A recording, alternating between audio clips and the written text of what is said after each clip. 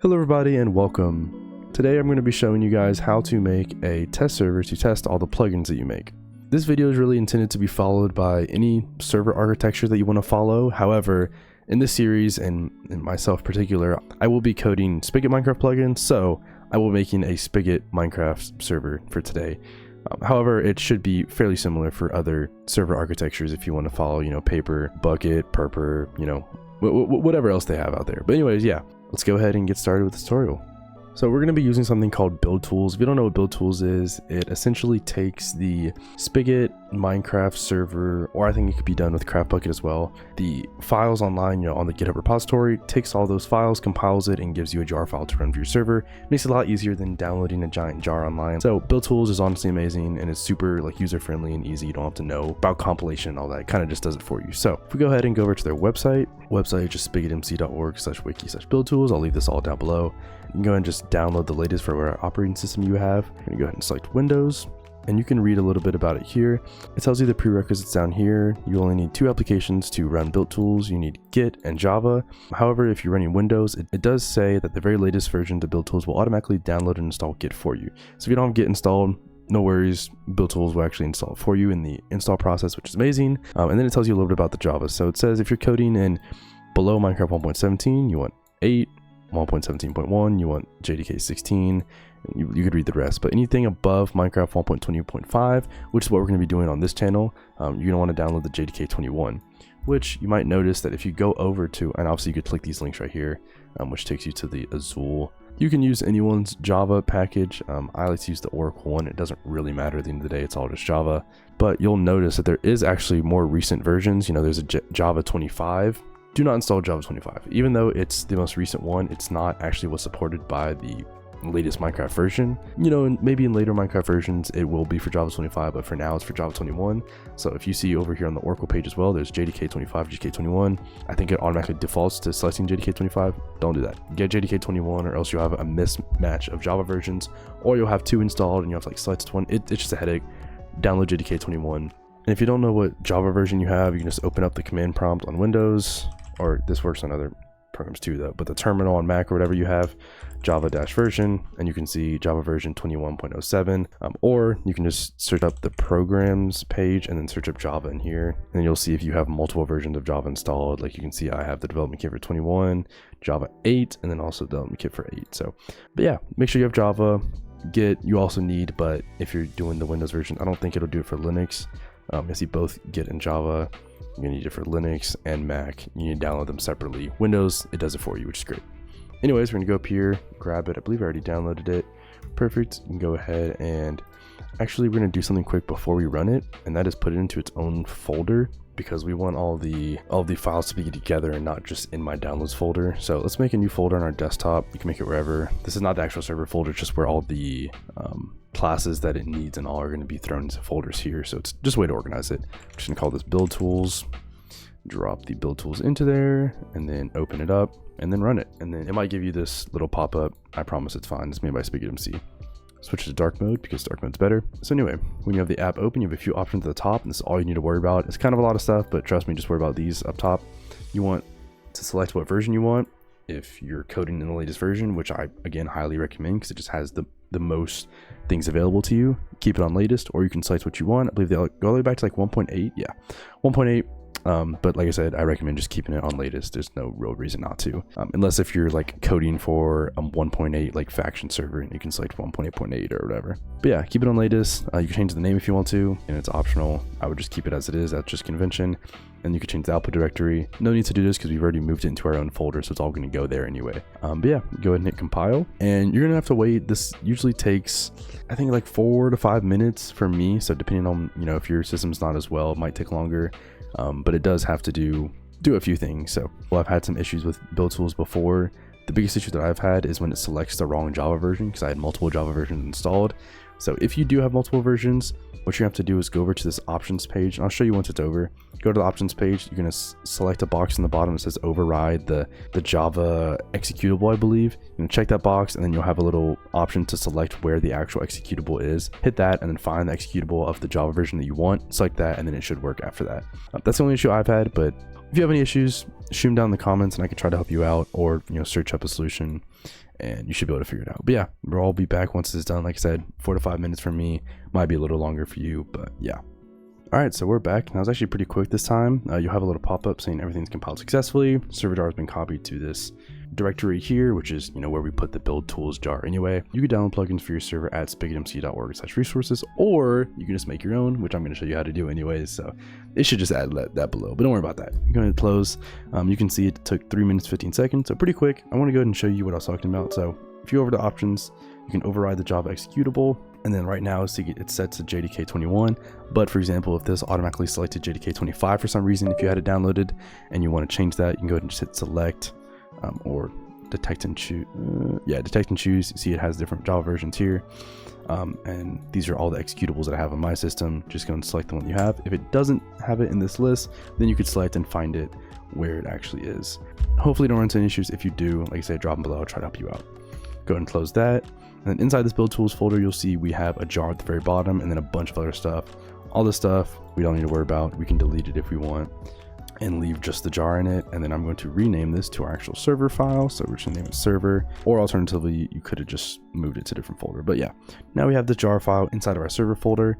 Let's go ahead and make a run script to run this, because if you try to run this right now, it's not gonna let you. You need to actually pass things to it. So we're gonna make a new file, call it run.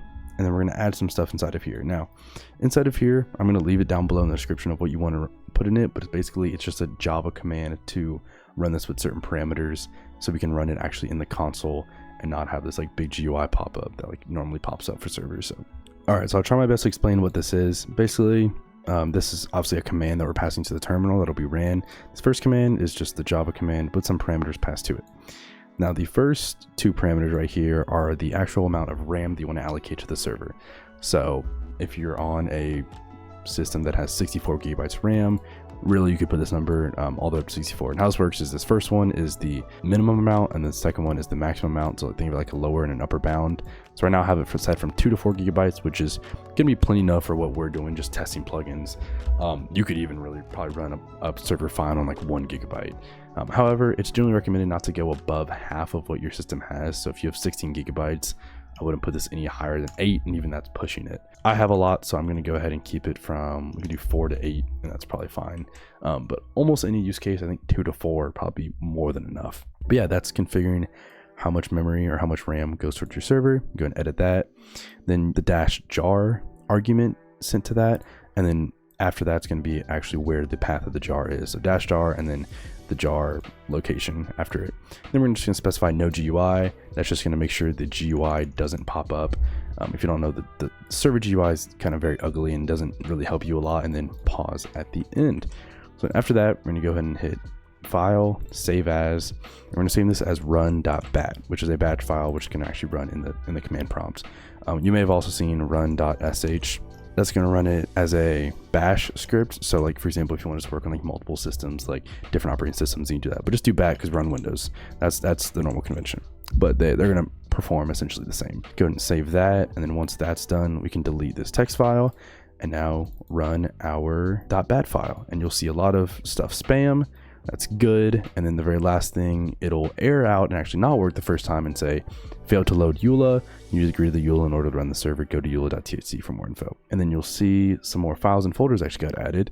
We're going to open up the EULA and then read what this file says. If you're starting a server, then you need to read this EULA and then agree to it by just entering true. All right, we can X out of that and then X out of this and then rerun it. And then now our server should actually work. Because we've agreed to the EULA, everything should actually load up properly. And you can watch the output right here, make sure everything is good.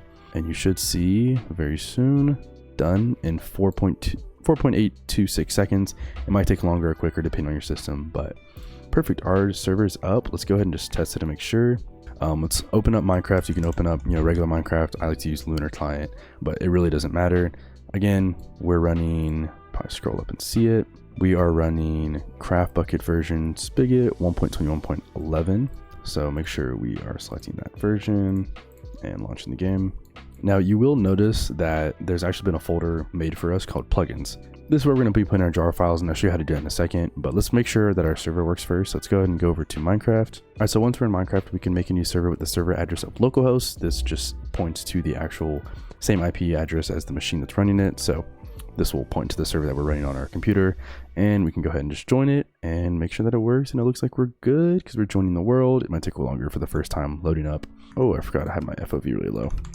All right, and it still has my waypoints. But yeah, as you can see, this is our server. However, there is a big issue, and that is if we run /pl, there's no plugins on our server. So let's go ahead and show you how to actually put plugins on our server. And these could be plugins that you download from online, or it could be plugins that you actually make yourself, which if you stick around to the next episode, I'll show you guys how to make your first plugin. For now, we're just going to use a very common plugin, which is Essentials. I'm not going to show you how to download Essentials. I'm going to show you how to put a plugin on your server. So yeah. All right, so once you have your plugin installed, you can install it off of Spigot MC, Built by Bit, I think there's another one, or like I said, you could just make your own as well, which I'll show you how to do in the next episode.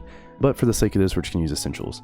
But yeah, you want to make sure that your server is offline. You can add plugins into your server while it's running, but the only way to refresh that is by reloading it, and that is not a very safe or secure thing to do while the server's running. A lot of things can break, and even tells you that. It gives you a warning when you run it.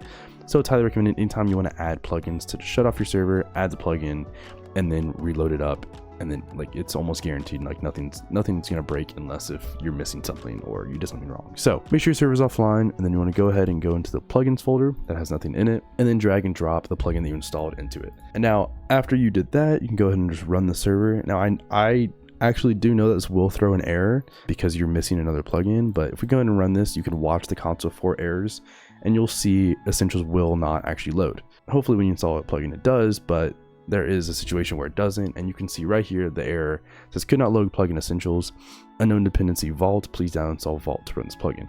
So Essentials actually needs Vault to run. It is what's called a hard dependency, not a soft dependency. I'll explain that later. So for Essentials, you actually need Vault to run, and I did that on purpose to show you guys what to look for if your plugin doesn't work.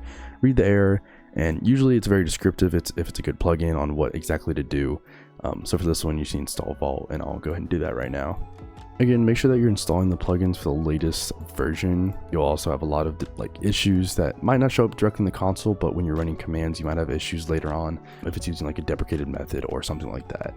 So just make sure you download it for the right version. So I went ahead and dropped the Vault plugin in, but you see our server is actually still running. So we can go ahead and just run stop, and we can stop the server, close that out, and then rerun it. And hopefully this time it should accept that Vault plugin. We can go and just watch this real quick. And then looks like there's still an error. Could not load Essentials. Oh, okay. Essentials also needs placeholder API. Okay, maybe this wasn't a good plugin to actually show you, but that's fine. We'll download placeholder API as well. All right, we've downloaded placeholder API as well. Let's drop that in also. And then now, hopefully Essentials. Honestly, guys, Essentials is a bad thing to show because I don't like Essentials anyway. I think it's very bad, but looks like we don't have any errors this time. And if we run /pl through the console, we have 3 plugins: Vault, placeholder API, and Essentials. We can verify that in game as well. If we join our localhost, now we can actually see that plugin already in play, and welcome Sanamo MC to the server and custom welcome messages from Essentials. But Essentials is a lot of commands that we can show and actually prove that Essentials is working. First, we're gonna need to op ourselves, or OP. So OP is like what makes someone pretty much have all permissions that are on the server. So go and just run OP space name to OP yourself from the console. And then now you can run every command. So GMC, these are all Essentials commands. GMS, GMSP. Oh, okay, I just killed myself.